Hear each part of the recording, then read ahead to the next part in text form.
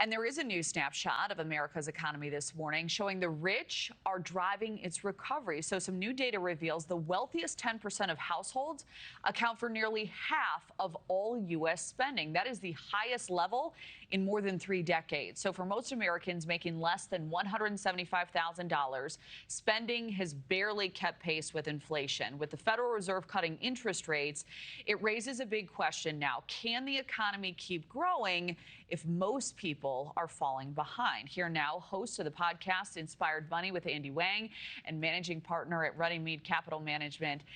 Andy, good morning to you. So, one economist noting a potential weakness here with this new data, saying essentially as long as the wealthy keep spending, we should avoid a recession. But if that changes, we've got a problem. So what do you see as the greatest pitfalls this data presents?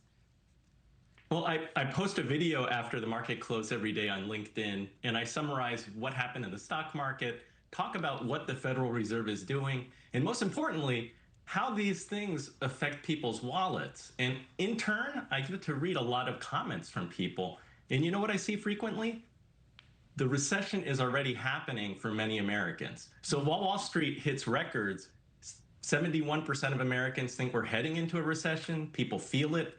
Data from the Conference Board's Consumer Confidence Survey backs it up. Last week, I had a back-to-back conversation that really opened my eyes. First meeting in executive planning their 3rd vacation this year, a Mediterranean cruise, 5-digit expense. And literally 30 minutes later, I'm talking with a teacher, and she's asking if it makes sense to take a loan from her 401k to fix her roof before winter. And this is same town, 2 completely different economies.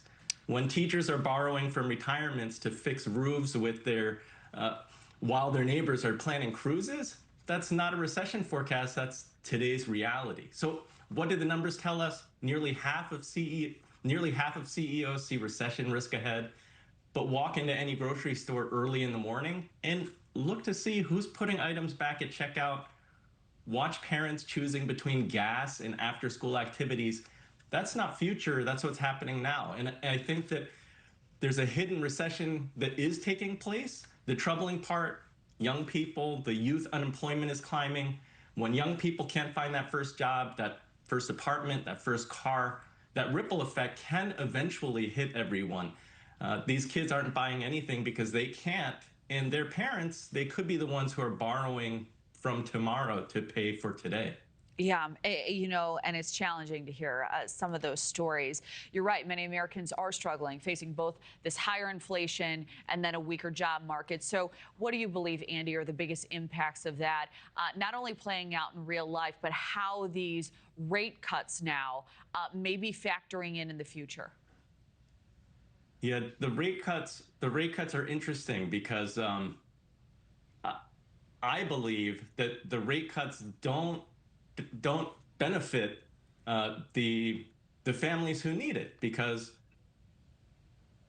I see this every day. Middle-class families are buying chicken instead of steak. They're buying generic instead of name brands. They're fixing cars instead of replacing them. Meanwhile, Whole Foods is packed and luxury car sales are booming. We've created a K-shaped recovery where people's investment portfolios determine their prosperity. And I'm concerned that that's not sustainable, right? You have a top-heavy 10% really driving the lion's share of consumer spending. So the question is, if and when there's an economic slowdown, if tariffs are perhaps too high, I think we haven't quite figured out what level of tariffs are okay and positive for the economy, and at what level it's too much and consumers start backing away. If and when wealthy consumers start pulling back a little bit, the concern is that that will have a significant impact on the economy. Right, that will cripple things. Andy, it's great to check in, get the temperature. Appreciate you being here this morning. Thank you. Thank you, Kelly. Thank you for watching. Subscribe below and download our NewsNation app right now on your phone, and you will get fact-based, unbiased news for all Americans.